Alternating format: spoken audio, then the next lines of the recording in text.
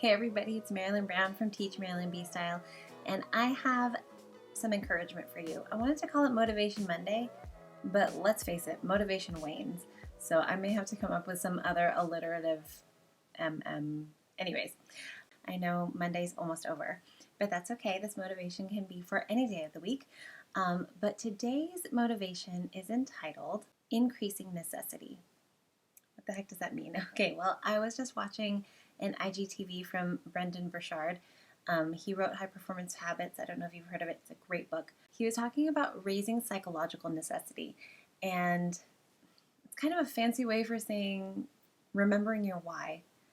And so I just want to motivate you today. Well, I want to encourage you more to remember that motivation wanes, and that's actually totally normal. Motivation wanes. So you won't always feel it, right? Like, especially now, it's almost Halloween. It's going to be a full moon this week with the time change, and then Halloween.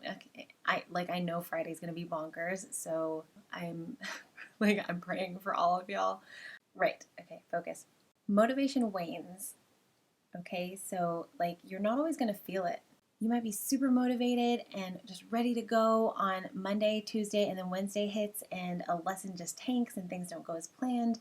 And by Thursday and Friday, it's just like you're not feeling it anymore. And the unfortunate truth about that is that your students are going to bear the brunt of you not feeling it anymore. So I really want to encourage you to remember your why. I know that's a very buzzword kind of thing, but it's true. So this is what I mean when I say increased necessity. What is it that called you into being a teacher?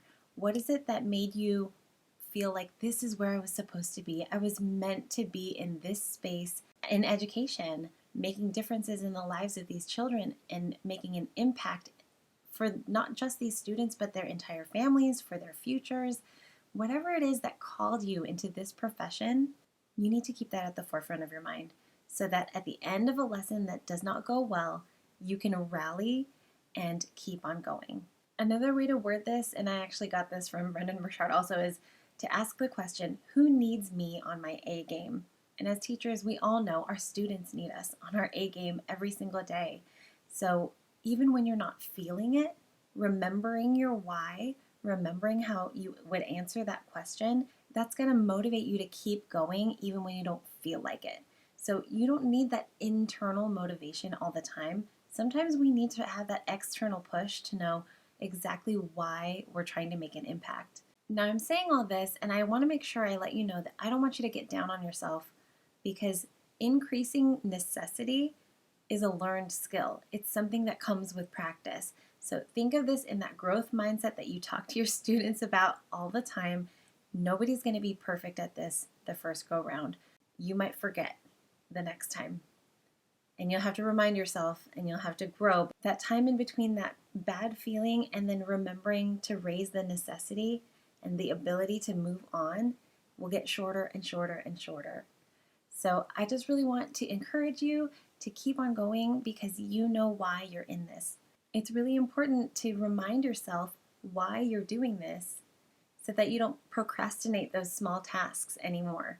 And honestly, I'm saying this to you, but I need to hear it just as much, because there are projects that I have, like passion projects that I really want to pursue, but I've been putting them off. And it's clear to me that I need to raise the necessity. Generally speaking, you're going to ask the question, who is my audience and what value will they be missing if I don't put my best foot forward?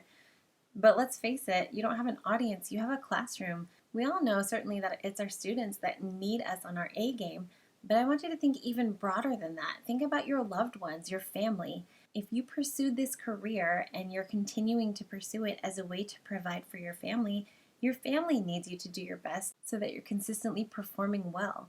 And that's another thing, consistency. So you have to consistently ask yourself this question so that you can be reminded of what's actually true. I do want to remind you that this is your calling. It's true. You are where you're supposed to be, and you have the students you were supposed to have, and you're going to make an impact on their lives and their future. It's up to you what that impact is going to be. All right, everybody, I do hope that this is an encouragement to you. You know what? I'm going to challenge you right now to leave a comment right below and let me know your why in your own words. What is it that is going to motivate you and get you to rally the most, especially in those down times? I think it'll help other teachers if we get to read each other's and encourage each other too. And honestly, if you're in a low place right now too, you can share that. It's okay to be vulnerable and just let us know how we can encourage you. All right, everyone, I hope you have a fantastic week. And again, I will be praying for y'all. You all need to help each other out, okay? So if you're feeling it right now and you notice somebody on your team or on your staff that is not, go out of your way to encourage them and help them to remember that someone needs them on their A game too. Okay, everybody, hopefully if I get back on my A game, I will see you all on Thursday. Bye.